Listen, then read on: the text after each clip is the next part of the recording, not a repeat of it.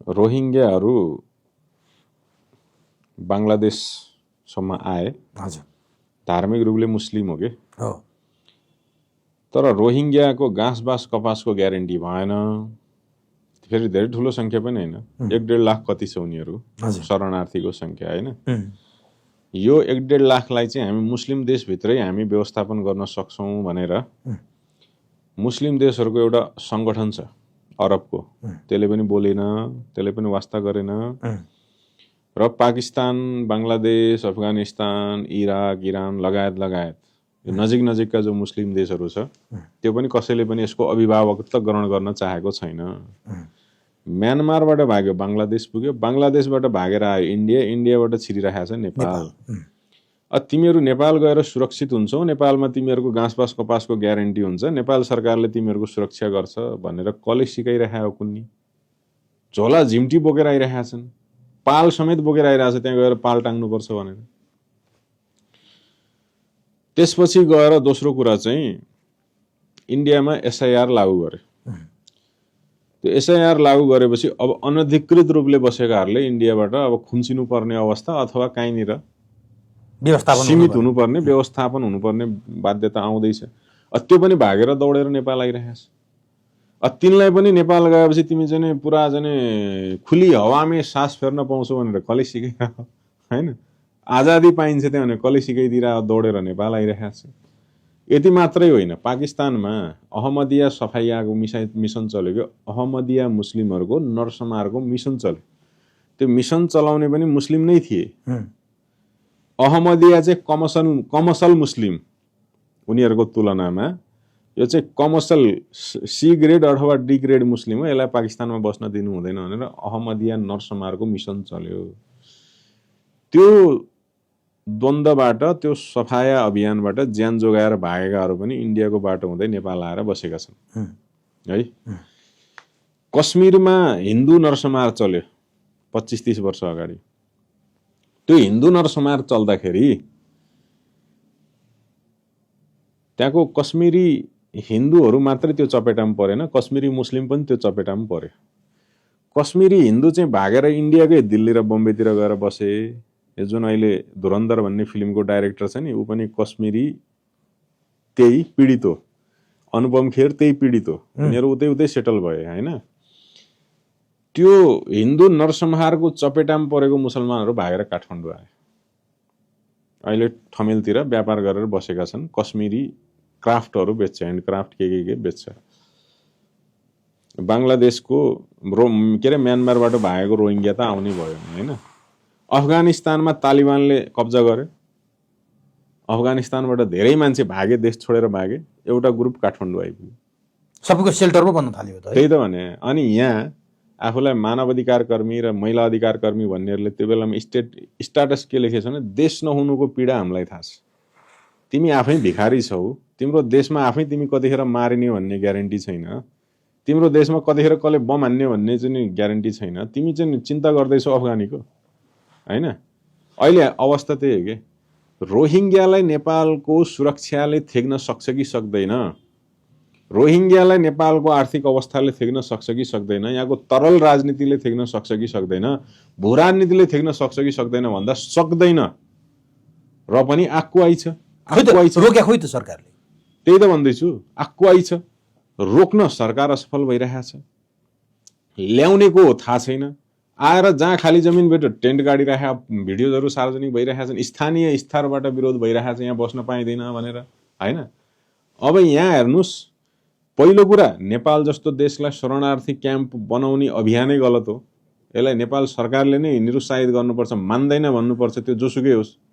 यसमा युएनएचसिआरले भूमिका खेलिरहेछ भन्ने कुरा देखिन आएको छ होइन। अनि दोस्रो कुरा, तपाईँको जनसङ्ख्यामा पर्ने असरलाई मूल्याङ्कन गर्नुहोस् न। तिनीहरू यहाँ बस्यो भने परिवार त पाल्न पर्यो, रोजीरोटीको लागि बाहिर निस्किन्छ। अनि कामदारले पाउने तलबको माप जुन हो त्यो तल झर्न थाल्छ। किनभने उसले त परिवार मात्र पाल्नलाई सस्तोमा काम गर्छु भन्छ, यहाँ बिचरा चाहिँ अरूको बालबच्चा पढाउनु पर्नेले रोजगारै नपाउने अवस्था, मजदुरी नपाउने अवस्था आउँछ। व्यापारमा हस्तक्षेप हुन्छ, जनसङ्ख्यामा हस्तक्षेप हुन्छ। सुरक्षा थ्रेट हुन्छ। सुरक्षा थ्रेट छुट्टै छ। मधेस जस्तो ठाउँ जहाँ हरेक वर्ष हिन्दू मुस्लिम दंगा बढ्दै गइरहेको छ, त्यो त झन् आगोमा घिउ थपे जस्तो। हाम्रा रैथाने मुस्लिमहरू भन्दा त उनीहरू त अपराधी नै हुन्छ। अब हेर्नुहोस् है, यो बाहिरी कुराहरू भयो। अब मुस्लिम समाजमै पर्ने असर हेर्नुहोस्। मुस्लिम समाजको चरित्र खराब हुन्छ। रोहिङ्ग्याले चोरी गर्न थाल्यो, डकैती गर्न थाल्यो, भिख माग्न थाल्यो हैन, मुस्लिम समाजको चरित्र बिगार्यो। नेपालको मुस्लिम जो मल्लकालीन मुस्लिम, गोर्खामा शाहराजाले लगेका मुस्लिम, जसको नेपाली परिचय छ, नेपाली संस्कार छ, उनीहरू त मन्दिरमा पनि जान्छन् हैन। नेपाली स्टाइलको इस्लाम छ के नेपाल एउटा, त्यो इस्लाम खतरामा पर्छ। एउटा इन्डोनेसियन इस्लाम छ, बाहिरी जगतको इस्लामसँग इन्डोनेसियाको इस्लामले सम्बन्ध राख्दैन, उसको आफ्नै खाले आइडियोलोजीमा छ। त्यही भएर इन्डोनेसियाको मुसलमानले रामायण नाटक प्ले गर्छ क्या। इन्डोनेसियाको मुस्लिमले रामायणलाई आफ्नो चाहिँ देशको के भन्छ धर्म ग्रन्थ अथवा एउटा चाहिँ महाकाव्यको रूपमा गर्व गर्छ। इन्डोनेसियन मुस्लिम आफ्नो स्टाइलले एउटा डेभलप भइरहेछ। त्यसरी नै नेपाली मुस्लिम आफ्नो तरिकाले डेभलप भइरहेको प्रक्रियामा यो अवरोध बन्न जान्छ। मुस्लिम फेरि अन्तर्राष्ट्रिय धर्म हो, यो कुरा हामी बिर्सिनु हुँदैन। क्रिस्चियन र मुस्लिम अन्तर्राष्ट्रिय धर्म हो, विश्वभरि यसको सञ्जाल छ, विश्वभरि शाखा छन्, विभिन्न नियतले खुलेका छन्। तिनीहरूको दपेटामा र चपेटामा यहाँको मुस्लिम समाज पनि पर्छ। यो कारणले गर्दा नेपाल जस्तो सबै प्रकारले कमजोर थिलथिलो मुलुकमा शरणार्थी, रोहिङ्ग्या मात्रै हैन कि कुनै पनि शरणार्थीको प्रवेश हानिकारक हुन सक्छ। अघि तपाईले प्रश्नमै उठाएको जस्तो बडा चाहिँ अनौठो र चिन्ताजनक कुरा चाहिँ के छ भने भुटानी शरणार्थीलाई लिएर जान चाहिँ पश्चिमाहरू रेडी भए। यिनीहरूको बारेमा कोही बोल्दैन। हामी रेडी, हामी लिएर जान्छौँ, टेन्सन नलेऊ भन्यो। तर भुटानी बाहेकका जति पनि शरणार्थी नेपालमा बसे, कुनै पनि गभर्नमेन्टले आधिकारिक रूपले हामी लिएर जान्छौँ तिमी टेन्सन नलेऊ भनेन। त्यो यहीँ थेग्रिएर बसेका छन्। त्यो हाम्रा लागि हानिकारक हुन्छ। जबकि भुटानीको त के थियो भन्दा 4 पुस्ता 5 पुस्ता खोज्या भए यहीँ भूगोलवाला थिए, यहीँ घर ठेगानावाला थिए हैन। ती पलायन हुनु पर्यो। तिनले आफ्नै देशमा, आफ्नै पिता पुर्खाको देशमा बस्न पाएनन्। अनि जो यो धरतीसँग रिलेटेडै होइन, उनीहरू यहाँ चाहिँ थेग्रिएर बस्नुपर्ने। 15-20 वर्षपछि ऊ पो यहाँको रैथाने नागरिक हुने पो हो कि भन्ने प्रकारको सिनहरू देखिँदैछ। यो राम्रो कुरा होइन। भनेपछि नेपाल जुनसुकै बेला पनि खतरामा पर्न सक्ने स्थिति देखियो। नै यो प्रकारले त कुनै देश बाँच्दैन नि। शरणार्थीहरू भटाभट ल्याएर चाहिँ स्थापित गर्न थाल्यो, व्यवस्थित गर्न थाल्यो भने त कुनै पनि देश जोगिँदैन नि। शरणार्थी व्यवस्थापन गरेर टिकेको देश देखाउनुहोस् न मलाई।